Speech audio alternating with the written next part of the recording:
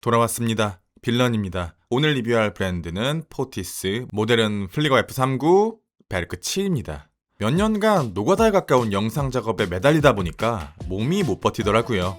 몸과 마음을 회복함과 동시에 영상의 방향성도 더하고 쌓기보다는 본질에 더 집중하는 방향으로 바꿔보고자 합니다. 포티스는 제게는 약간 몽글몽글한 느낌을 주는 워치 메이커입니다. 그 몽글몽글함은 예전에 크로노 스위스나 다마스코, 투티마, 하나트 같은 브랜드들 그룹 소속도 아니고 대중적인 인지도가 엄청 높은 것도 아니고 공식 리테일러가 한국에 안정적으로 들어온 것도 아니고 가격 포지션이 싸지도 않고 국내 매물이 흔하지도 않지만 그런 조건에서 자기만의 곤조로 버티는 브랜드들 있잖아요. 이 플리거 하나로 포티스를 대표할 수 있을지는 모르겠지만 이 브랜드에 가지고 있었던 막연한 생각들을 차분하게 풀어내 보겠습니다.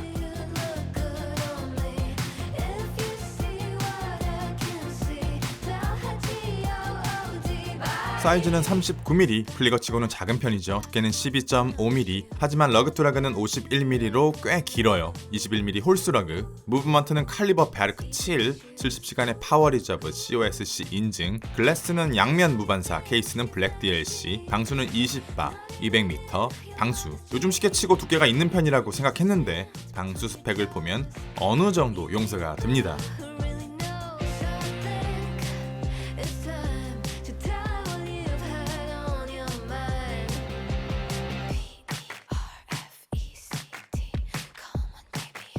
파일럿 워치가 뭡니까? 애초에 파일럿 워치는 전투기 위에서 쓰기 위한 단순한 군납 조건에서 출발했기 때문에 태생부터 민수용으로 화려하게 빠진 다이버 워치나 처음부터 럭셔리 워치였던 스포츠 워치와는 결이 다릅니다. 디자인의 다양성에 한계가 있어요. 그래서 많은 브랜드가 아직도 비교적 오리지널 파일럿 혹은 플리거 디자인을 추종합니다. 그런데 포티스는 플리거의 재해석 비율이 꽤 높아요. 문제는 이거죠. 재해석을 거친 밀리터리 워치가 사람들에게 먹힐까요? 그런데 이 브랜드는 낭만에 취해 있어요. 시계는 도구라는 생각을 굽힐 생각이 없는 브랜드가 능력 있는 CEO를 만나 리뉴얼 되면서 어디서도 보기 힘든 플리거가 만들어졌습니다. 이 시계를 대충 보면 누가 봐도 비유렌입니다. 그런데 정신 차리고 자세히 보면 우리가 알고 있는 비유렌과는 완전히 다른 느낌으로 다가와요. 이게 정말 신기했습니다. 현대적인 빌드 퀄리티로 꽤 과감하게 재해석을 했는데 비유렌의 언어, 독일식 항공시계의 감성은 놓치지 않았거든요. 그래서 헤리티지에 목숨 거는 덕후들의 시각에서도 어색하지 않아요. 플리거의 원형이 갖춰야 할 상징적인 요소는 다 갖췄고 사이즈는 줄이고 디자인은 다듬고 현대적인 방수와 툴적인 감성은 비율로 남겨서 터프하면서도 깨끗한 플리거를 만들어냈습니다. 케이스와 러그 비율이 굉장히 특이하게 뽑혀 나왔어요. 39mm에 21mm 러그. 저는 이 비율을 정말로 처음 봐요. 러그 곡률도 크지 않고 굵기도 단단한 편이라 영국식 파일럿 워치와 비교하면 여자와 남자 정도로 체격이 다르게 느껴지거든요. 이 플리거의 가장 매력적인 킥은 아래로 푹 들어간 성큰 베젤이라고 생각합니다. 라도 캡틴 쿡, 조금 더 넓게 보면 론진 레전드 다이버도 성큰 베젤을 가진 아이코닉 워치라고 볼 수 있는데 상식적으로 생각해보면 이렇게 거꾸로 들어간 베젤보다 서브마리너나 시마같이 일반적인 베젤이 더 안정적인 밸런스를 만들어주거든요. 그런데 툴무새 포티스는 어떻게 하면 예쁘게 작고 훌링하게 만들까 이런 고민이 아니라 우리 지금 플리거를 만들 거잖아. 높은 가독성, 낮은 빛 반사, 글래스 보호, 그리고 플리거가 가져야 할 정보의 우선순위, 기능의 형태보다 먼저 고려된 설계라는 느낌이 꽤 강해요. 모든 각도에서 반사를 잡아냈어요. 정면에서, 측면에서, 더 깊숙이. 이 시계를 역할과 영역으로 나누면 딱 5파트입니다. 베젤, 인덱스 라인, 컬러 코딩, 핸즈, 다이얼. 그리고 이 플리거는 5파트가 각자 하고 싶은 말이 너무 명확해서 시선이 자동으로 정해진 순서대로 움직입니다. 가장 많은 정보를 가진 인덱스 라인이 먼저 잡아 끌고 그 다음 컬러 코딩이 방향을 딱 잘라주고 그 위를 핸즈가 지나가고 다이얼 배경이 정리해주고 마지막에 베젤이 프레임으로 마무리해요. 이 플리거의 중심은 단연 인덱스 라인이에요. 빽빽한 바형 인덱스가 시각적 중심을 만들고 결국 이 시계의 성격까지 결정합니다. 여기서 중요한 건 인덱스가 하나씩 읽히는 방식이 아니라 인덱스 라인 전체가 하나의 띠처럼 작동한다는 점인데요. 읽는 시계라기보다 보는 순간 이해되는 도구로 만들어진 것 같아요. 디테일도 분명해요. 인덱스 라인은 글로시한 링 위에 올라가 있고, 시간 인덱스는 더 두텁고 입체적인 아플리케 야광으로 처리되어 있습니다.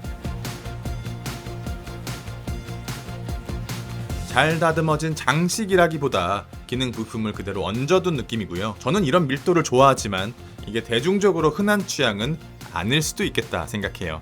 그 다음 시선이 걸리는 건 11시부터 1시 사이의 주황색 라인입니다. 얇은데도 단번에 들어와요. 전투기 조종 상황처럼 상하 좌우 감각이 흐트러질 수 있는 환경에서는 지금 계기판의 위쪽이 어디냐가 굉장히 중요하잖아요. 그걸 색으로 구분해주는 장치가 실제로 존재하고요. 클래식한 비오렌 플리거에서는 삼각형 인덱스가 그 역할을 했다면 이 플리거는 그걸 더 직관적인 색의 언어로 바꿔놓았습니다. 설명이 덜 필요하고 눈에 더 빨리 꽂혀요. 그 위를 핸즈가 지나가는데 이 시계에서 핸즈는 그렇게 눈에 팍 튀진 않아요. 핸즈는 조연으로 설계된 느낌입니다. 다이얼은 앞의 요소들을 떠받치는 배경으로 슴슴한 매트 색상입니다. 자기 주장을 내세우며 앞으로 나오지 않고 다른 요소가 또렷하게 보이도록 버텨주는 쪽에 더 가깝죠. 마지막은 베젤입니다. 이 베젤은 방해하지 않기 위해 존재해요. 정보량은 가장 적지만 다이얼을 감싸는 프레임 역할은 분명히 해줍니다.